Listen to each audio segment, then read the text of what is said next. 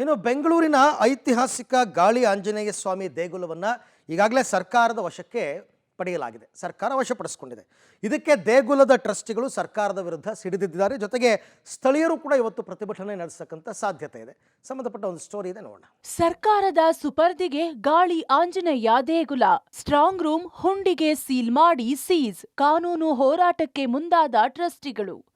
ಬೆಂಗಳೂರಿನ ಪ್ರಸಿದ್ಧ ದೇವಾಲಯಗಳಲ್ಲಿ ಒಂದಾದ ಮೈಸೂರು ರೋಡ್ನ ಬ್ಯಾಟರಾಯನಪುರದಲ್ಲಿರೋ ಗಾಳಿ ಆಂಜನೇಯ ದೇವಾಲಯ ಇದೀಗ ವಿವಾದದ ಕೇಂದ್ರವಾಗಿದೆ. ಕಳೆದ ವರ್ಷ ದೇವಸ್ಥಾನದ ಹುಂಡಿ ಹಣ ಎಣಿಸುವಾಗಲೇ ಆಡಳಿತ ಮಂಡಳಿಯ ಸದಸ್ಯರು ಹಣ ಎಗರಿಸಿದ್ರು.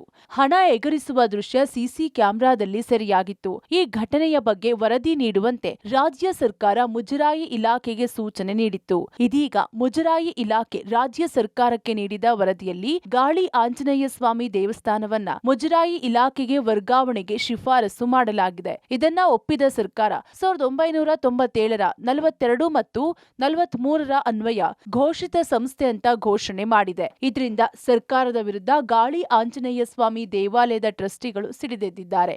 ಸರ್ಕಾರದ ನಿರ್ಧಾರ ಸರಿಯಿಲ್ಲ, ನಮ್ಮ ಹಿರಿಯರಿಂದ ಬಂದಿದ್ದು ಅಂತ ಕಿಡಿಕಾರಿದ್ರು. ನಿನ್ನೆ ರಾತ್ರಿಯೇ ದೇವಾಲಯಕ್ಕೆ ಬಂದ ಮುಜರಾಯಿ ಇಲಾಖೆ ಅಧಿಕಾರಿಗಳು ದೇಗುಲದ ಹುಂಡಿಗೆ ಸೀಲ್ ಮಾಡಿ, ಜೊತೆಗೆ ಸುಮಾರು 40 ಕೋಟಿ ಬೆಲೆ ಬಾಳುವ ಆಭರಣದ ಸ್ಟ್ರಾಂಗ್ ರೂಮ್ಗೆ ಬೀಗ ಹಾಕಿ, ಈ ವೇಳೆ ಸ್ಥಳೀಯರು ಪ್ರತಿಭಟಿಸಿದ್ರು. ಪ್ರಾಣ ಬಿಟ್ಟೆವು, ದೇವಸ್ಥಾನ ಬಿಡಲ್ಲವೆಂದ್ರು.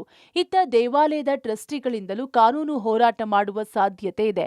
ಇವತ್ತೂ ಸಹ ಸ್ಥಳೀಯರು ಪ್ರತಿಭಟಿಸುವ ಸಾಧ್ಯತೆ ಇದೆ. ಏಕಾಏಕಿ ಸರ್ಕಾರ ಮಾಡ್ತಾ ಇರೋದು ಒಳ್ಳೇದಲ್ಲ. ಇದು ನಮ್ಮ ಹಿಂದೂ ಧರ್ಮ ದೇವಸ್ಥಾನಗಳನ್ನೆಲ್ಲಾನು ಈ ತರ ಮುಜಾಯಿಗೆ ಸೇರ್ಕೊಂಡು ನಮ್ನೆಲ್ಲ ಕೇಳಿಸ್ತಾ ಇದ್ದಾರೆ.